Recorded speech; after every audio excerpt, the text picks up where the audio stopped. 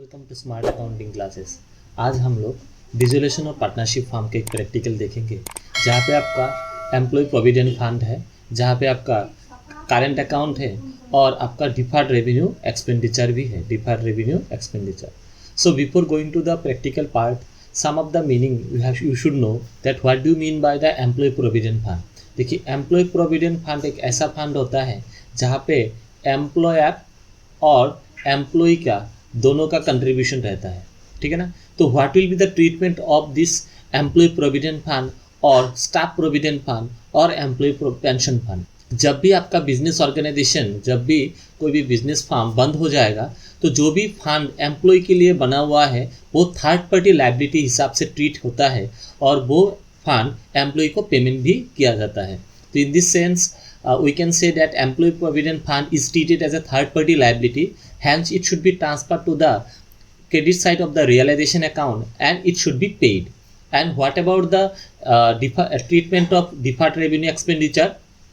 यहाँ पे advertisement suspense account है and advertisement suspense account is treated as a deferred revenue expenditure.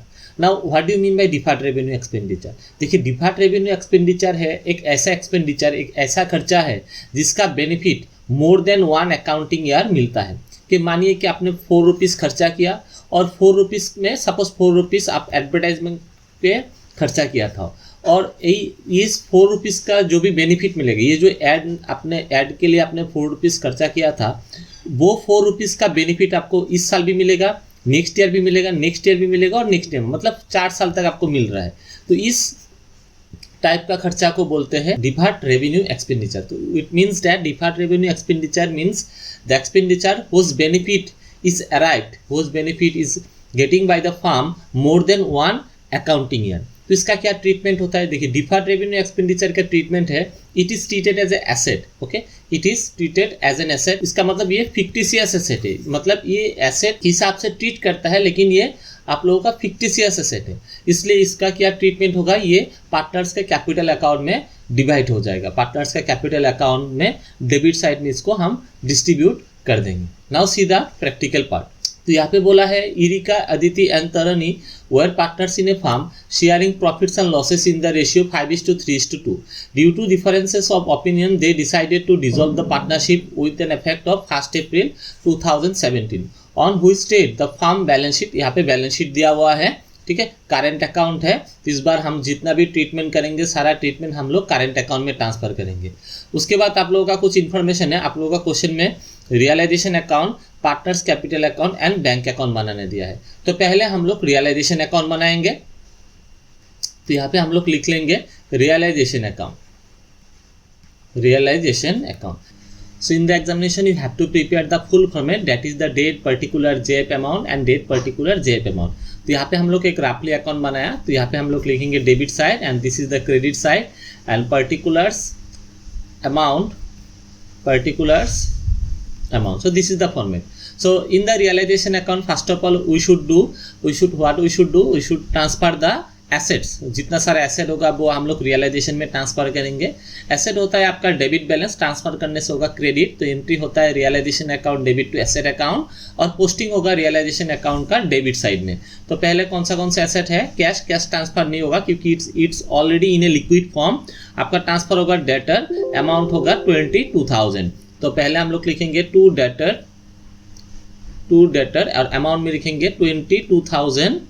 उसके साथ ही साथ हम लोग लिखेंगे बाय प्रोविजन, जहाँ जहाँ पे एसेट के अगेंस्ट में फंड क्रिएट होगा वो साथ ही साथ लिखेंगे प्रोविजन 2000, प्रोविजन 2000।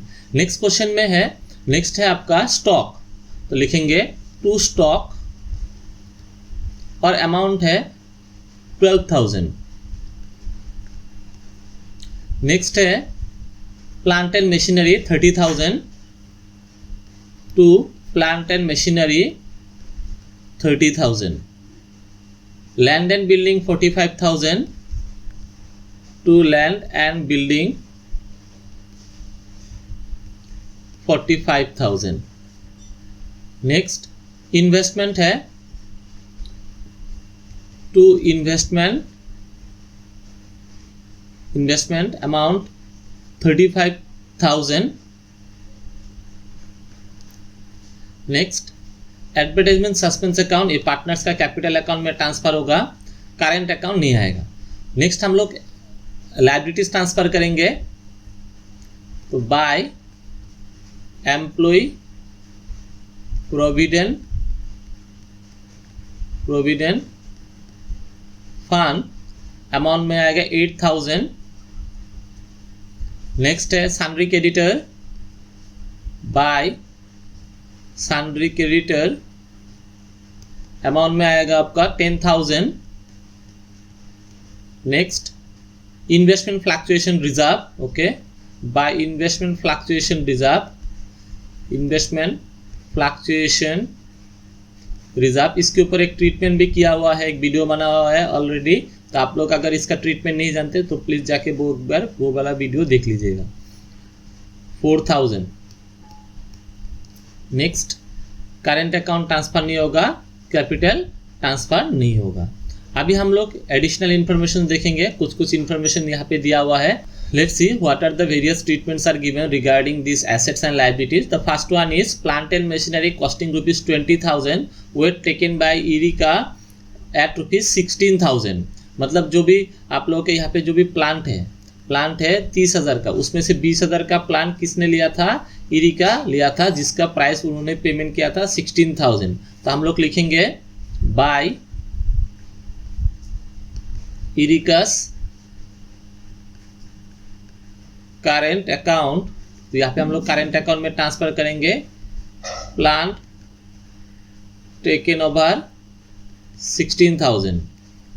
नेक्स्ट उसके बाद है एंड रिमेनिंग मशीन्स रियलाइज 9,000, और बाकी का सेल किया था, तो by bank account remaining plant realised 9,000 से 9,000। नेक्स्ट है आपका land and building realise 42,000 by bank account 42,000, यहाँ पे लिखेंगे land and building realised. Next investment were taken over by Aditi 28,000, investment Aditi ने लिया था, by Aditi's current account, bracket में लिखेंगे इन्वेस्टमेंट टेकन ओवर, कितने में लिया था, इन्वेस्टमेंट 28,000 से 28,000। उसके बाद आपका दिया हुआ है सन्ड्री डेटर इंक्लूडेड बैड डेब्ट 10,000 and the remaining realise from the good debtor subject to cash discount 10%। तो ये जो डेटर है आपका 22,000, तो ये जो 22,000 है उसमें से आपका 1,000 बैड डेब्ट थे, तो बचा कितना है 21,000।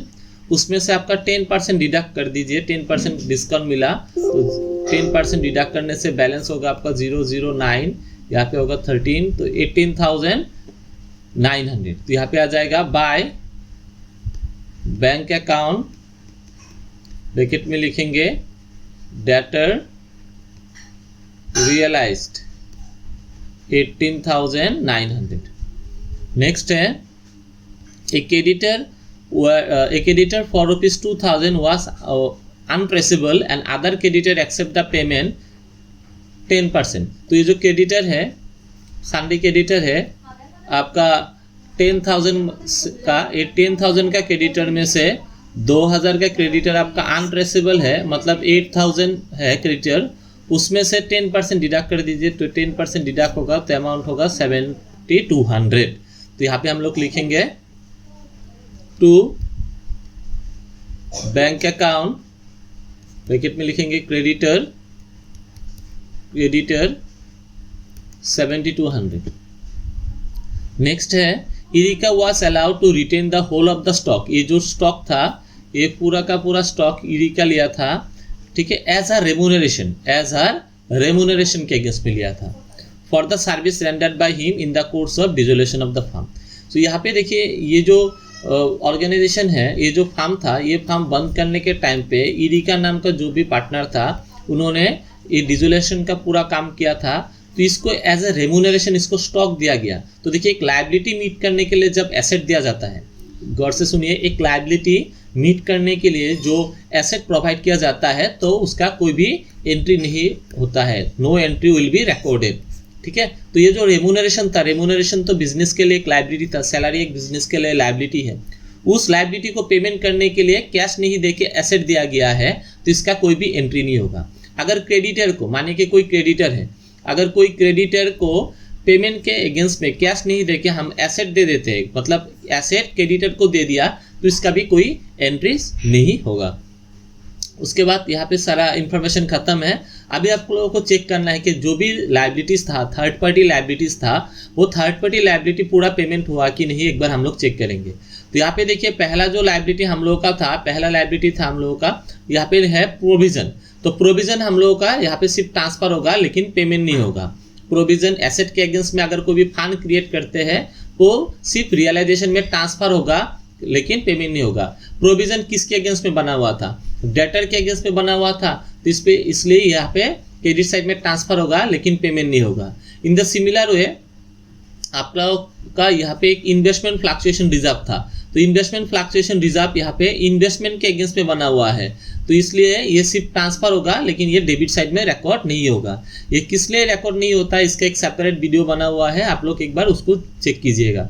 नेक्स्ट है आपका एम्प्लॉय प्रोविडेंट फंड। तो ठीक है, एम्प्लॉय प्रोविडेंट फंड हम लोग का थर्ड पार्टी लायबिलिटी है, लेकिन इसके अगेंस्ट में कोई भी इंफॉर्मेशन नहीं है, तो we will assume that the full payment is made. तो हम लोग यहाँ पे लिखेंगे टू बैंक अकाउंट, ब्रैकेट में लिखेंगे एम्प्लॉय प्रोविडेंट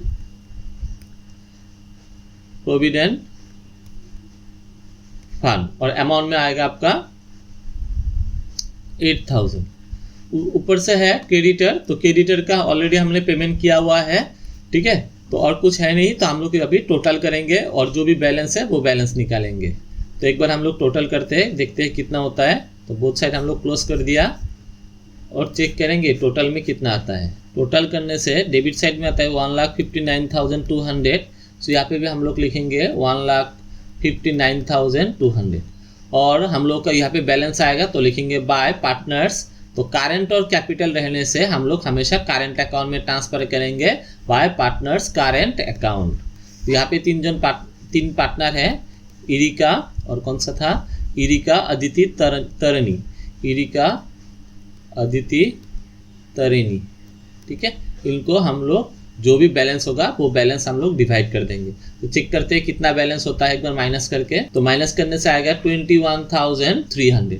तो 21,300 को 21,300 को हम लोग रेशियो में डिवाइड करेंगे, जो कि आपका क्वेश्चन में दिया हुआ है। रेशियो कौन सा था, ये वाला रेशियो 5:3:2। तो इंटू 5/10 इंटू 3/10 इंटू 2/10। तो हम लोग एक बार इसको डिवाइड करके देखेंगे कितना होता है। 0 5 6 1 0 6 5 0। नेक्स्ट में आपका आएगा 0 9 3 6, और लास्ट में आएगा आपका 0 6 2 4 4 2 6 0। ठीक है, तो अभी हम लोग को पार्टनर्स का कैपिटल, तो इस क्वेश्चन में पार्टनर्स का करेंट अकाउंट है और इसी क्वेश्चन में पार्टनर्स का कैपिटल अकाउंट भी है। जब करेंट और कैपिटल दोनों रहता है तो पहले हम लोग करेंट करेंगे, उसका बैलेंस हम लोग कैपिटल में ट्रांसफर करेंगे। तो पहले हम लोग पार्टनर्स का करेंट अकाउंट प्रिपेयर करेंगे, तो लिखेंगे पार्टनर्स करेंट अकाउंट। ठीक है, तो partners current account debit side exam में फुल फॉर्म में बनाइएगा। तो यहाँ पे हम लोग लिखेंगे पर्टिकुलर्स इरिका अदिति तरनी, यहाँ पे पर्टिकुलर्स इरिका अदिति एंड तरनी। ठीक है, तो यहाँ पे हम लोग शॉर्ट फॉर्म में लिखा है सबका नाम। तो पहले हम लोग बैलेंस ट्रांसफर करेंगे, तो हम लोग देखेंगे बैलेंस क्या है। तो ये पॉजिटिव बैलेंस है, तो लिखेंगे बाय बैलेंस BD, लिखेंगे बाय बैलेंस BD। यहाँ पे होगा 8,000, यहाँ पे होगा 10,000, और यहाँ पे होगा आपका डैश।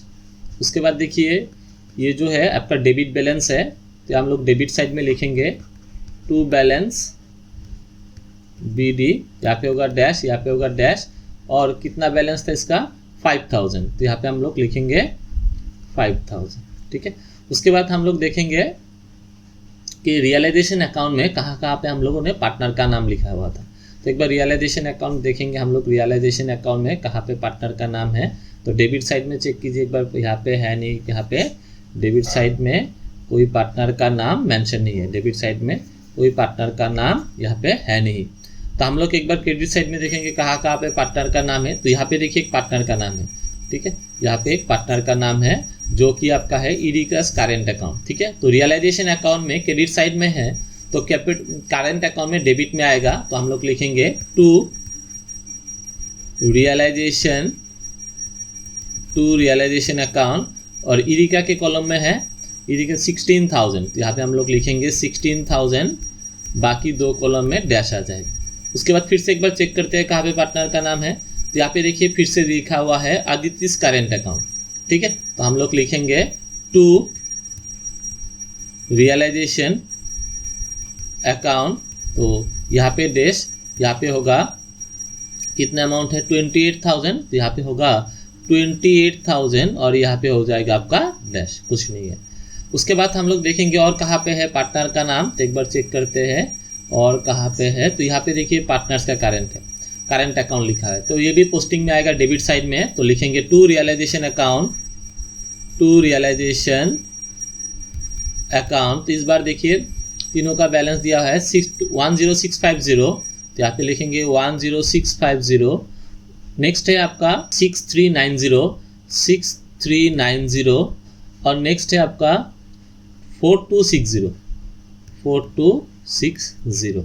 ठीक है, उसके बाद हम लोग को देखना है क्वेश्चन में कुछ टाइप का रिजर्व है या प्रॉफिट एंड लॉस है। तो यहाँ पे कुछ भी रिजर्व है नहीं, कुछ भी रिजर्व है नहीं, यहाँ पे कुछ प्रॉफिट एंड लॉस कुछ है नहीं, तो हम लोग इसको क्लोज करेंगे और बैलेंस जो होगा हम लोग उसको कैपिटल अकाउंट में ट्रांसफ़र कर देंगे। तो हम लोग एक बार क्लोज करके देखते हैं कौन सा साइड ज़्यादा होता है। तो इस बार भी हम लोग इस साइड क्लोज कर दिया और यहाँ पे भी हम लोग क्लोज कर दिया। तो एक बार चेक करेंगे कौन सा साइड ज़्यादा है। तो यहाँ पे हम लोगों का डेबिट साइड ज़्यादा हो रहा है 05662, तो यहाँ पे हम लोगों का बैलेंस इस साइड आएगा बाय बैलेंस CD 26,665, तो माइनस करने से होगा 18,650। यहाँ पे प्लस करने से हम लोग का बैलेंस आता है 34,390, माइनस करने से आएगा 24,390, और यहाँ पे प्लस करने से हम लोग का बैलेंस आता है 9,260, और यहाँ पे भी आपका आएगा 9,260, और यहाँ पे भी बैलेंस आ जाएगा आपका 9,260। ठीक है, तो यही हम लोगों को कहाँ ट्रांसफ़र करना है, पार्टनर्स का कैपिटल अकाउंट में ट्रांसफ़र करना है। तो हम लोग लिखेंगे पार्टनर्स कैपिटल अकाउंट। ठीक है, तो यहाँ पे भी same particulars Erika, Aditi, Tarani, फिर से particulars Erika, Aditi and Tarani. Now see the balances of capital. तो यहाँ पे कैपिटल तीनों का कैपिटल है 60 40 30, तो हम लोग ट्रांसफ़र करेंगे। तो पहले लिखेंगे by balance BD, by balance BD 60,000, 40,000 and 30,000, हम लोग का बैलेंस है। ठीक है, हम लोग का बैलेंस है 60,000, 40,000 एंड 30,000। तो यहाँ पे हम लोग और कुछ चेक करने का ज़रूरत नहीं है, डायरेक्टली करेंट अकाउंट में जाएंगे और ये जो बैलेंस इसको ट्रांसफ़र करेंगे। ये आप लोगों का CD है, सॉरी यहाँ पे गलती हो गई, यहाँ पे CD नहीं होगा, बाय पार्टनर्स कैपिटल अकाउंट। तो ये जो कैपिटल अकाउंट है इसको हम लोग ट्रांसफ़र करेंगे कहाँ, ये कैपिटल अकाउंट का हम लोग ट्रांसफ़र करेंगे कैपिटल अकाउंट के डेबिट साइड में टू पार्टनर्स करेंट अकाउंट, और अमाउंट में आएगा 1865, 18,650। उसके बाद है आपका 24,390 एंड लास्ट में है आपका 9260। तो उसके बाद हम लोग देखेंगे क्वेश्चन में एक आइटम लिखा हुआ है एडवर्टाइजमेंट सस्पेंस अकाउंट। तो इस एडवर्टाइजमेंट सस्पेंस अकाउंट को हम लोग क्या करेंगे, एडवर्टाइजमेंट सस्पेंस अकाउंट को हम लोग ट्रांसफ़र करेंगे to advertisement suspense account. Amount कितना था, अमाउंट था आपका 3000 को ट्रांसफ़र करेंगे 5:3:2 में, तो हम लोगों का अमाउंट होगा 1500, 900 और 600। ठीक है, अभी कुछ है नहीं तो हम लोगों को क्लोज करना है, तो हम लोग बोथ साइड क्लोज करेंगे और देखेंगे इस साइड कितना होता है 60,000।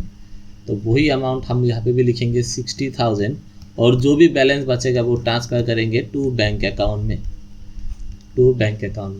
और माइनस करने से कितना होगा 39,850। यहाँ पे हम लोग होगा 40,000, यहाँ पे भी लिखेंगे 40,000 और माइनस करने से 14,710 और यहाँ पे हम लोग लिखेंगे 30,000, यहाँ पे भी आएगा 30,000 और माइनस करने से होगा आपका 20,140, यहाँ पे एक ज़ीरो होगा 20,140। तो ये आपका बैलेंस है। ठीक है, so this is the balance. अभी हम लोग को बनाना है बैंक अकाउंट, सो हम लोग यहाँ पे लिखेंगे बैंक अकाउंट। ठीक है, ये आप लोगों का डेबिट साइड, ये हो गया credit side. Particulars rupees, exam में फुल फॉर्मेट बनाइए पर्टिकुलर्स रुपीस। तो पहले हम लोग लिखेंगे टू बैलेंस बी डी।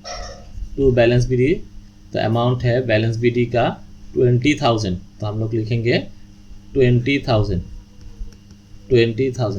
अभी हम लोग को रियलाइजेशन देखना है कहाँ पे बैंक नाम है, कहाँ पे बैंक लिखा था आप लोगों ने। तो एक बार रियलाइजेशन अकाउंट देखेंगे कहाँ पे बैंक है। इस साइड में आपका बैंक यहाँ पे एक है, यहाँ पे एक है, तो हम लोग ट्रांसफ़र करेंगे। तो हम लोग लिखेंगे बाय रियलाइजेशन अकाउंट